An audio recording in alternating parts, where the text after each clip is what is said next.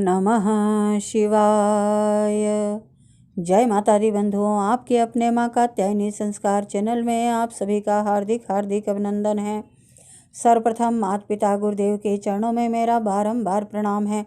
अतएव आप सभी माताओं, बहनों, भाइयों, बंधुओं को सादर जय श्री कृष्ण। बंधुओं, आज पुनः आप सभी के समक्ष श्री शिव महापुराण के रुद्र संहिता के तृतीय पार्वती खंड से 7वां और 8वां अध्याय लेकर के उपस्थित हुई हूँ। 7वें और 8वें अध्याय में पार्वती माता का नामकरण और विद्या अध्ययन, नारद का हिमवान के यहाँ जाना, पार्वती का हाथ देखकर भावी फल बताना तथा चिंतित हुए हिमवान को आश्वासन दे पार्वती का विवाह शिव जी के साथ करने को कहना और उनके संदेह का निवारण करना बताया गया है। ओम नमः शिवाय। वक्रतुंड महाकाय सूर्यकोटि समप्रभ निर्विघ्नं कुरु मे देव सर्वकार्येषु सर्वदा। सर्वमंगलमांगल्ये शिवे सर्वार्थसाधिके शरणे त्र्यंबके गौरी नारायणी नमोस्तुते। ओम नमः शिवाय। सावधान। ब्रह्मा जी कहते हैं, नारद, मैना के सामने महातेजस्विनी कन्या होकर लौकिक गति का आश्रय ले वह रोने लगी। उसका मनोहर रुदन सुनकर घर की सब स्त्रियां हर्ष से खिल उठी और बड़े वेग से प्रसन्नतापूर्वक वहां आ पहुंची। नील कमल दल के समान श्याम कांति वाली उस परम तेजस्विनी और मनोरम कन्या को देखकर गिरिराज हिमालय अतिशय आनंद में निमग्न हो गए। तदंतर सुंदर मुहूर्त में मुनियों के साथ हिमवान ने अपनी पुत्री के काली आदि सुखदायक नाम रखे। देवी शिवा गिरिराज के भवन में दिनों दिन बढ़ने लगी। ठीक उसी तरह जैसे वर्षा के समय में गंगा जी की जलराशि और शरद ऋतु में शुक्ल पक्ष की चांदनी बढ़ती है। सुशीला आदि गुणों से संयुक्त तथा बंधुजनों की प्यारी उस कन्या को कुटुंब के लोग अपने कुल के अनुरूप पार्वती नाम से पुकारने लगे। माता ने कालिका को उमा अरि तपस्या मत कर कहकर तप करने से रोका था। मुने इसलिए वह सुंदर मुख वाली गिरिराज नंदिनी आगे चलकर लोक में उमा के नाम से विख्यात हो गई। नारद, तदंतर जब विद्या के उपदेश का समय आया तब शिवा देवी अपने चित्त को एकाग्र करके बड़ी प्रसन्नता के साथ श्रेष्ठ गुरु से पढ़ने लगी। पूर्व जन्म की सारी विद्याएं उन्हें उसी तरह से प्राप्त हो गई जैसे शरद काल में हंसों की पात अपने आप स्वर्ग गंगा के तट पर पहुंच जाती हैं और रात्रि में अपना प्रकाश स्वतः महाऔषधियों को प्राप्त हो जाता है। मुने, इस प्रकार मैंने शिवा की किसी एक लीला का ही वर्णन किया है। अब अन्य लीला का वर्णन करूंगा, तुम ध्यान पूर्वक सुनो। एक समय की बात है, तुम हिमवान शिव की प्रेरणा से प्रसन्नतापूर्वक हिमांचल के घर गए। मुने, तुम शिव तत्व के ज्ञाता और उनकी लीला के जानकारों में श्रेष्ठ हो। हे नारद, इसीलिए शिव की प्रेरणा से तुम प्रसन्नतापूर्वक हिमांचल के घर गए। गिरिराज हिमालय ने तुम्हें अपने घर पर आया देखकर तुम्हें प्रणाम किया और तुम्हारी पूजा की और अपनी पुत्री को बुलाकर उससे तुम्हारे चरणों में प्रणाम करवाया। मुनीश्वर फिर स्वयं ही तुम्हें नमस्कार करके हिमांचल ने अपने सौभाग्य की सराहना की और अत्यंत मस्तक झुकाकर हाथ जोड़कर तुमसे कहा। हिमालय बोले, हे मुने नारद, ब्रह्मपुत्रों में श्रेष्ठ ज्ञानवान प्रभु, आप सर्वज्ञ हैं और कृपा पूर्वक दूसरों के उपकार में लगे रहते हैं। मेरी पुत्री की जन्म कुंडली में जो गुण दोष हो उसे बताइए। मेरी बेटी किसकी सौभाग्यवती प्रिय पत्नी होगी। ब्रह्मा जी कहते हैं, मुनिश्रेष्ठ, तुम बातचीत में कुशल और कौतुकी तो हो ही। गिरिराज हिमालय के ऐसा कहने पर तुमने कालिका का हाथ देखा और उसके संपूर्ण अंगों पर विशेष रूप से दृष्टिपात करके हिमालय ने इस प्रकार कहना आरंभ किया। नारद जी बोले, शैलराज और मैना, आपकी यह पुत्री चंद्रमा की आदि कला के समान बढ़ी है। समस्त शुभ लक्षण इसके अंगों की शोभा को बढ़ाते हैं। यह अपने पति के लिए अत्यंत सुखदायिनी होगी और माता पिता की कीर्ति को भी बढ़ाएगी। संसार की समस्त नारियों में यह परम साध्वी और स्वजनों को सदा महान आनंद देने वाली होगी। गिरिराज, तुम्हारी पुत्री के हाथों में सब उत्तम लक्षण ही विद्यमान हैं। केवल एक रेखा विलक्षण है, उसका यथार्थ फल सुनो। इसे ऐसा पति प्राप्त होगा जो योगी, नंग धड़ंग रहने वाला, निर्गुण और निष्काम होगा। उसके न माँ बाप होंगे, उसे मान सम्मान का भी कोई ख्याल नहीं रहेगा और वह सदा अमंगल वेश धारण करेगा। ब्रह्मा जी कहते हैं, नारद, तुम्हारी इस बात को सुन और सत्य मानकर मैना तथा हिमाचल दोनों पति पत्नी बहुत ही दुखित हुए। परंतु जगदम्बा शिवा तुम्हारे ऐसे वचन को सुनकर और लक्षणों द्वारा उस भावी पति को शिव मानकर मन ही मन हर्ष से खिल उठी।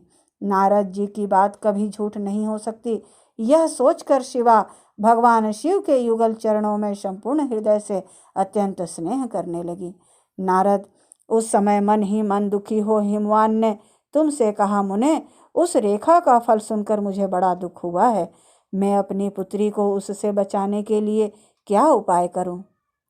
मुने, तुम महान कौतुक करने वाले और वार्तालाप विशारद हो। हिमवान की बात सुनकर अपने मंगलकारी वचनों के द्वारा उनका हर्ष बढ़ाते हुए तुमने इस प्रकार कहा। नारद बोले, गिरिराज, तुम स्नेहपूर्वक सुनो, मेरी बात सच्ची है, यह झूठ नहीं होगी।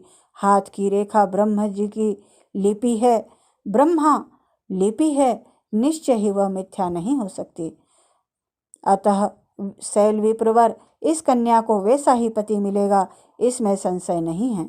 परंतु इस भाग्य के कुफल से बचाने के लिए एक ही उपाय है, उसे प्रेम पूर्वक सुनो। उसे करने से तुम्हें सुख मिलेगा। मैंने जैसे वर का निरूपण किया है, वैसे ही भगवान शंकर हैं। वे सर्व समर्थ हैं और लीला के लिए अनेक रूप धारण को करते रहते हैं।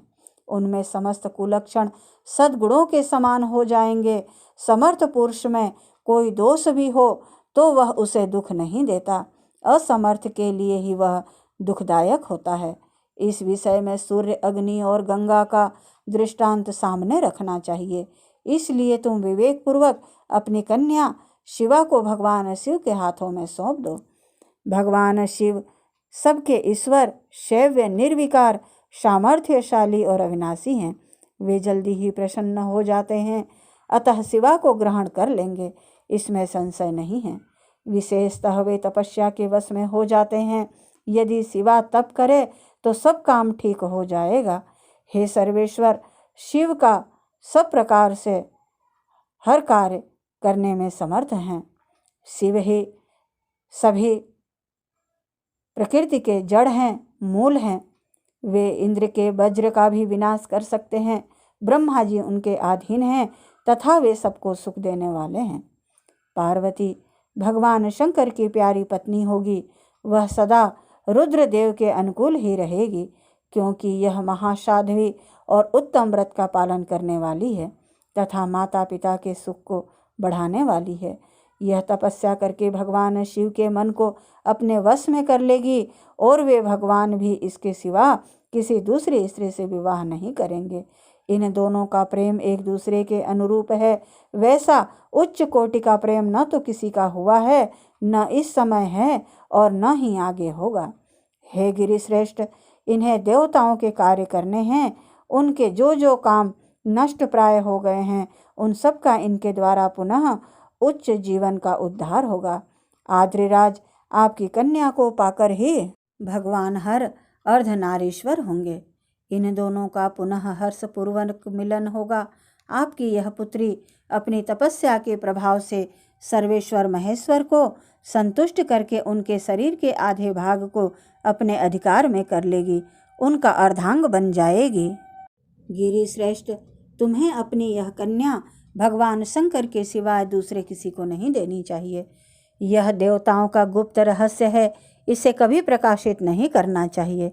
हिमालय ने कहा, ज्ञानी मुने नारद, मैं आपको एक बात बता रहा हूँ, उसे प्रेम पूर्वक सुनिए और आनंद का अनुभव कीजिए। सुना जाता है महादेव जी सब प्रकार की आसक्तियों का त्याग करके अपने मन को संयम में रखते हुए नित्य तपस्या करते हैं। देवताओं की भी दृष्टि में नहीं आते। हे देवर्षे, ध्यान मार्ग में स्थित हुए वे भगवान शंभु परब्रह्म में लगाए हुए अपने मन को कैसे हटाएंगे? ध्यान छोड़कर विवाह करने को कैसे उद्यत होंगे? इस विषय में मुझे महान संदेह है। दीपक की लौ के समान प्रकाशमान, अविनाशी, प्रकृति से परे, निर्विकार, निर्गुण, सगुण, निर्विशेष और निरीह जो पर ब्रह्म है, वही उनका अपना सदाशिव नामक स्वरूप है। अतः वे उसी का सर्वत्र साक्षात्कार करते हैं, किसी बाह्य अनात्म वस्तु पर दृष्टि नहीं डालते। मुने यहाँ आए हुए किन्नरों के मुख से उनके विषय में नित्य ऐसी ही बात सुनी जाती है। क्या वह बात मिथ्या ही है? अतः विशेषतः यह बात भी सुनने में आती है कि भगवान हर ने पूर्व काल में सती के समक्ष एक प्रतिज्ञा की थी। उन्होंने कहा था, दक्ष कुमारी प्यारी सती, मैं तुम्हारे सिवाय दूसरी किसी स्त्री का अपनी पत्नी बनाने के लिए न वरण करूँगा न ग्रहण। यह मैं तुमसे सत्य कहता हूँ। इस प्रकार सती के साथ उन्होंने पहले ही प्रतिज्ञा कर ली है। अब सती के मर जाने पर वे दूसरी किसी स्त्री को कैसे ग्रहण करेंगे?